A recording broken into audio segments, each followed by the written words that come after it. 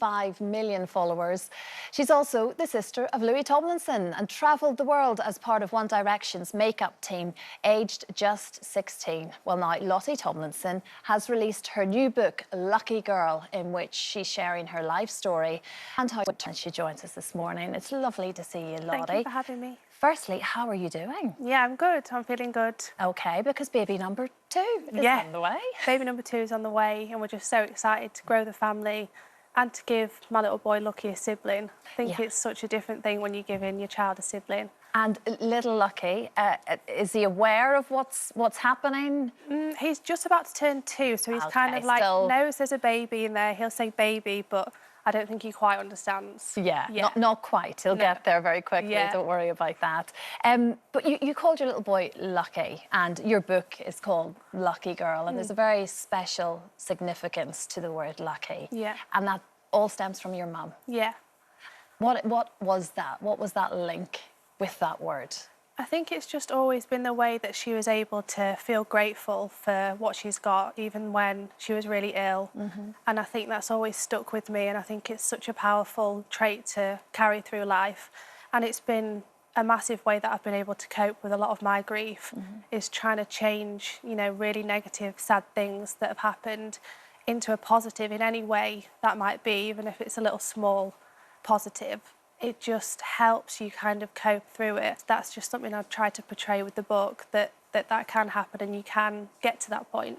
And it's getting to the point, it's the process, isn't it? Because obviously you were just 18 years old when your mum passed away, leaving 5 younger siblings, all looking to you for love and guidance in this awful time within the family. And you really very much stepped up into that mother role, which was a huge undertaking for an 18-year-old. Yeah, I think it was such a natural instinct for me. And I credit, primal, as you described it in the book, and I credit my mum for that, because she instilled this really maternal instinct into us all.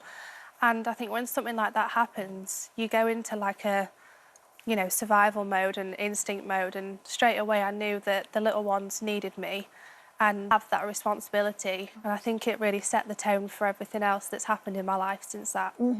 Because then obviously, sadly, you lost your sister, and she really struggled, didn't she, after your mum passed away? And that was another terrible chapter in this story.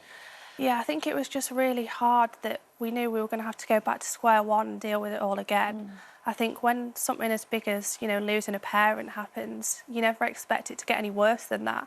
And then it did. So, yeah, it was a really tough time for the whole family, but I think we've really stuck together, and we've managed to, you know, clear the things that are grieving, that you can come through it and you can be happy again. And sometimes just asking for help and needing help, because really on reflection now, and it's taken you this point and looking back where you think, we probably all needed help, and certainly Felicity, your sister, I mean, she suffered with depression, like we say, she really did struggle. And really, if there had been maybe more help available, maybe as a complete family after your mum passed away, you do feel that might have, you know, there could have been a different outcome. Yeah, definitely. And I think that's why I've always tried to campaign for that kind of help to be given, because I'm really shocked looking back that we weren't offered anything, you know, especially given the deaths being medical. We were surrounded by a lot of medical professionals. So even something as simple as a leaflet and, you know, a bit of direction on where you can go for some help, I think that's really important, and I feel like that needs to change.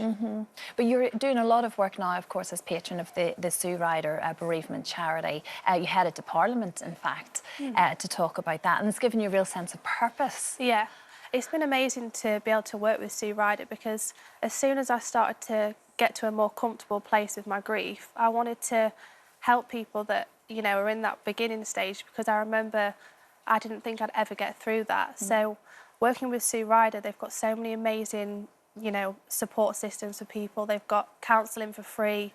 They've got grief cafes where people can just go along and talk to people that are going through the same thing. And I would have loved to know about that, you know, at the start. So that's why I really love working with them and being able to promote that. Yeah, of course. Well, you did talk about sort of switching perspectives, and here you are, you've written your book, baby number 2 on the way. You're feeling in a much happier place now, Lottie, obviously.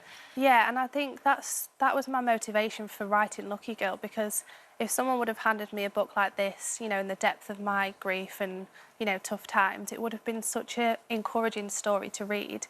And that's what I hope to do, you know, if people are struggling, it doesn't have to be grief, you know, everyone goes through tough times.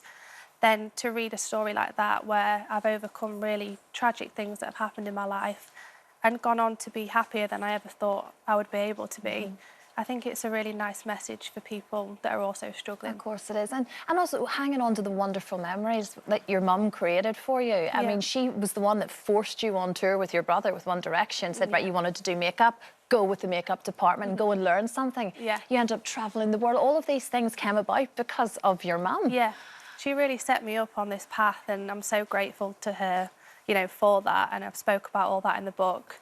And it's, you know, it's been hard at times writing it, you know, the difficult parts, but it's also been really nice to reflect on all the good things that have happened and just the journey and how I've come through it. It's been like a really life-changing experience to write the book. Of course, and those memories that you have also with your brother, because he was in this very unique situation, wasn't he? This like huge band tour in the world, and you were part of that group with him. Yeah. So the memories you both created together, it's just so special. So special. And your little boy, there's a bit of a similarity, isn't there? He's definitely very similar to his big uncle, isn't he? Yeah, everyone does pick up on this. He's got like a real kind of mop hairstyle. He's got like a bit of a rock star kind of, you know, dress sense. So people do compare, and I can see it definitely. Is he a good uncle? He is. He's Does he great. spoil everybody? He does, and Lucky loves him. I bet he does. I bet he does. And then number 2 on the way, obviously. So another one to spoil Lottie. And you feel like you're in a good place now, obviously. I'm in the best place I've been in, and I feel so grateful that I've got to this point. And hopefully Lucky Girl can help people, you know, see that they can get to that point too. Well, you're clearly a very, very strong person, Lottie, and to come through everything that you have done, and here we are sitting talking about, you know, there is life after the darkest of moments. Yeah. Thank you so much, Lottie. Good luck with everything. Thank Best you of for luck. having me. Thank Baby you. number 2, January time, we think? January time, yeah. Oh, my goodness. Exciting. Very exciting. Thank you. Thank you very much.